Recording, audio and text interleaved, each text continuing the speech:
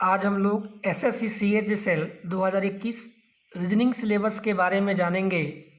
यहाँ पे रीजनिंग में कौन कौन से चैप्टर आएगा इसके बारे में हम लोग जानेंगे कि रीजनिंग में कौन से चैप्टर पढ़ें ताकि हमें अच्छा मार्क्स प्राप्त हो सके। यहाँ पे हम देख रहे हैं कि पहला चैप्टर आपको जो है एनालॉजी है। एनालॉजी का मतलब आपको हो जाएगा समरूपता, यानी इसमें आपको एनालॉजी और क्लासिफिकेशन से आपको जो है कम से कम 3-3 नंबर जो है फिक्स है, यानी 6 नंबर तो आना ही है। यहाँ पे आपको 2 ही चैप्टर में मात्र जो है आपको क्वेश्चन लिख दिए हैं, तो इसको आप समझ लीजिए।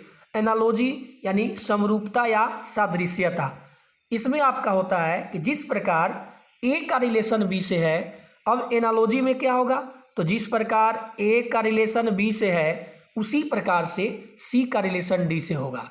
जिस प्रकार ए का रिलेशन बी से है उसी प्रकार से सी का रिलेशन डी से होगा, या जिस प्रकार ए का रिलेशन सी से है उसी प्रकार से बी का रिलेशन डी से होगा। इसी नियम पर हमें सॉल्व करना है। अब एनालॉजी में जो है आपको 3 टाइप हो जाता है। आपको जैसे पहला प्रश्न आपको दिया हुआ है तो ये आपका जो है डिजिट एनालॉजी से है, डिजिट एनालॉजी।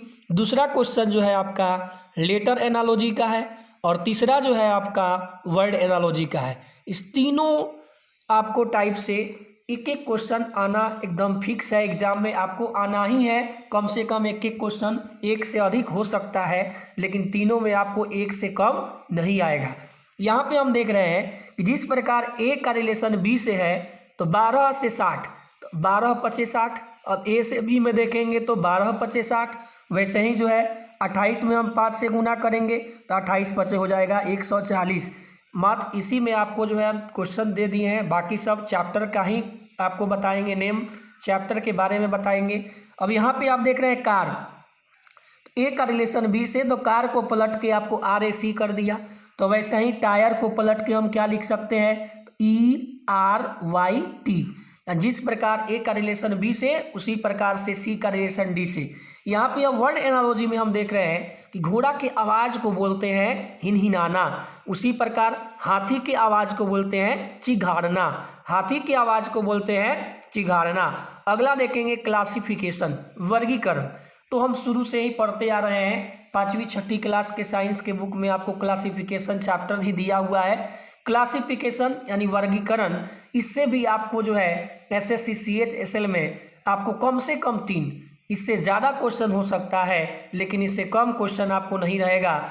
यानी आपको वर्गीकरण का मतलब हो गया, अगर 4 ऑप्शन दिया हुआ है तो 3 जो होगा किसी ना किसी प्रकार से एक समान होगा और एक आपका अलग हो जाएगा, और जो आपका अलग है वही आपका आंसर हो जाएगा। ये इसमें भी आपको 3 टाइप हो जाता है। जैसे पहला क्वेश्चन आपका डिजिट क्लासिफिकेशन का हो गया, दूसरा आपका जो है लेटर क्लासिफिकेशन का हो गया, और तीसरा आपका जो है वर्ड क्लासिफिकेशन का हो गया। यानी इसमें भी आपको वैसे ही है, आपको सॉल्व करना है। तो 4 ऑप्शन दिया हुआ है तो 3 जो होगा किसी ना किसी प्रकार से आपका एक समान होगा, एक आपका अलग होगा, जो आपका अलग होगा वही आपका आंसर होगा। तो यहाँ पे हम देख रहे हैं 3375, तो ये आपका जो है 15 का क्यूब है, 1728 जो है आपका 12 का क्यूब है, 1331 11 का क्यूब है, लेकिन 2890 आपका क्यूब नहीं है। तो क्यूब नहीं है तो ये आपका अलग हो गया, तो ऑप्शन नंबर आपका 1 हो जाएगा।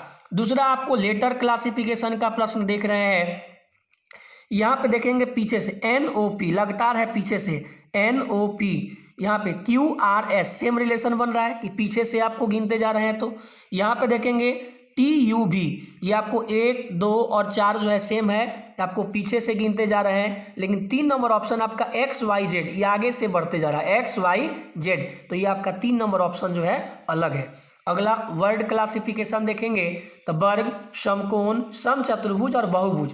तो इसका आंसर आपका बहुभुज हो जाएगा, क्योंकि बहुभुज में जो है आपको कितना साइड है इसके बारे में आपको पता नहीं है, लेकिन बाकी सभी में जो है आपको साइड के बारे में पता है कि इसकी संख्या कितनी है, इसलिए आपका आंसर 4 नंबर हो जाएगा। थोड़ा सा आपको इस चैप्टर के बारे में भी बता दे रहे हैं ताकि आपको अच्छा से समझ में आए। अब देखेंगे वर्ड फॉर्मेशन, शब्द संरचना। तो शब्द संरचना जो है इससे भी आपको 1 नंबर आता है। अब आपको वर्ड फॉर्मेशन में 2 टाइप का प्रश्न होता है। पहला देगा कि अगर एक ऊपर वर्ड दे दिया है, नीचे 4 वर्ड दिया रहेगा। अब आपको ऐसे शब्द को ज्ञात करना है जो दिए गए शब्दों से बनेगा, तो उस ऊपर वाले में से ही देख करके आपको मिला देना है। जो ऊपर वाला से बन जाएगा वही आंसर। और दूसरा टाइप में हो जाता है कि ऊपर आपको एक शब्द दिया गया है, नीचे 4 शब्द दिया गया है, तो आपको बोलेगा वैसे शब्द को ज्ञात करें जो कि ऊपर दिए गए शब्दों से नहीं बनेगा। नहीं बनने का मतलब ऊपर से 3 बन जाएगा और एक नहीं बनेगा, तो एक जो नहीं बनेगा वही आपका आंसर है। तो वर्ड फॉर्मेशन, शब्द संरचना, वर्ड अरेंजमेंट, शब्दों का व्यवस्थीकरण। तो ये आप डिक्शनरी में जैसे वर्ड मीनिंग खोजते हैं तो डिक्शनरी, इससे भी आपका 1 नंबर, तो एक क्वेश्चन जो है फिक्स रहता है। एक क्वेश्चन आपको वर्ड अरेंजमेंट से, डिक्शनरी में जैसे हम वर्ड मीनिंग खोजते हैं वैसे ही आपको 4 गो वर्ड दे देगा। अब 1 नंबर पर कौन आएगा, 2 नंबर पर कौन आएगा, 3 नंबर पर कौन आएगा, 4 नंबर पर कौन आएगा, ऐसे आपको सजाने के लिए दे देगा। अगला आएंगे डायरेक्शन एंड डिस्टेंस, दिशा और दूरी। तो यहाँ पे दिशा और दूरी से आपका एक क्वेश्चन आ भी सकता है या नहीं भी आ सकता है। अगला देखेंगे मैट्रिक्स, आव्यू, यानी एक क्वेश्चन इससे आपका फिक्स है आना। और ये बहुत आसान चैप्टर है, लेकिन जो लोग नहीं पढ़े रहते हैं उनसे नहीं बनता है। और इसका वीडियो जो है आप प्लेलिस्ट में जा करके पढ़ सकते हैं। इस सभी का वीडियो हम डाले हुए हैं, आपको यूट्यूब पर मिल जाएगा। Matrix, direction, distance, word arrangement, word formation, analogy, आपको जो है इस सब का आप देख सकते हैं यूट्यूब से। बहुत ही एकदम आसान है चैप्टर। आपको आप अगर 5 मिनट का वीडियो है देख लेंगे तो आपका 1 नंबर जो है फिक्स हो जाएगा। जो लोग नहीं पढ़े हुए हैं आप वीडियो जरूर देख लें। अगला देखेंगे ब्लड रिलेशन।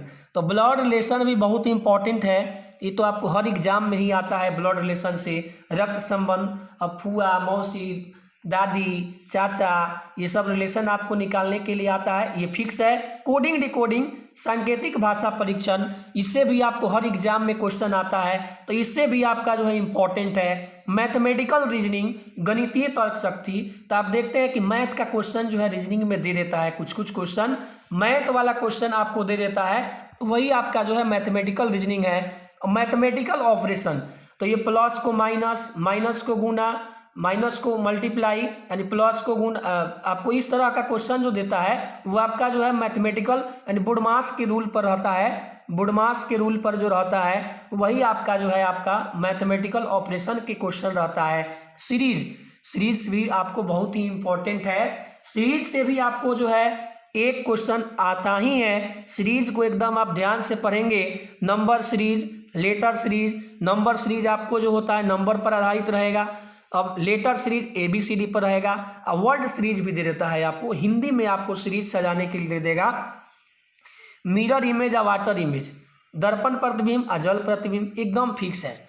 मिरर और वाटर को एक वो आपका जो है 100% फिक्स रहता है। दर्पण प्रतिबिंब और जल प्रतिबिंब से, दर्पण प्रतिबिंब पर थोड़ा ध्यान दे दीजिएगा। दर्पण प्रतिबिंब में होता है मिरर इमेज में कि दाएं वाला बाएं या बाएं वाला दाएं, और जो दर्पण से नजदीक होता है उसका प्रतिबिंब पहले बनता है, और जो दर्पण से दूर होता है उसका प्रतिबिंब बाद में बनता है। और वाटर इमेज में यही होता है कि ऊपर का नीचे या नीचे का ऊपर, लेकिन जो जहाँ पे रहेगा वहीं पे पलट जाएगा। जैसे आप वाटर का ही वाटर इमेज बनाइएगा तो पहले W का बनेगा, फिर A को पलट देंगे, फिर T को, E को, R को यहीं पे। लेकिन यही अगर मिरर इमेज आपका बनेगा तो सबसे पहले R, उसके बाद E, उसके बाद T, उसके बाद A, उसके बाद W। आप प्रैक्टिस करिएगा तो आपका क्लियर हो जाएगा।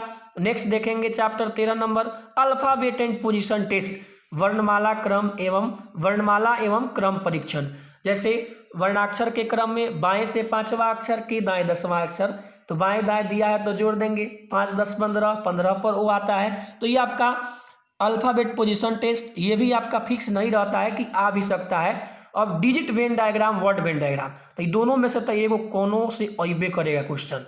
वर्ड वेन डायग्राम आए या डिजिट वेन डायग्राम आए, आपको वेन आरेख से आना ही है। अब मिसिंग नंबर, तो मिसिंग नंबर आपको लुप्त संख्या ज्ञात करना, यानी मिसिंग, इससे भी आपको हर एग्जाम में आता है क्वेश्चन।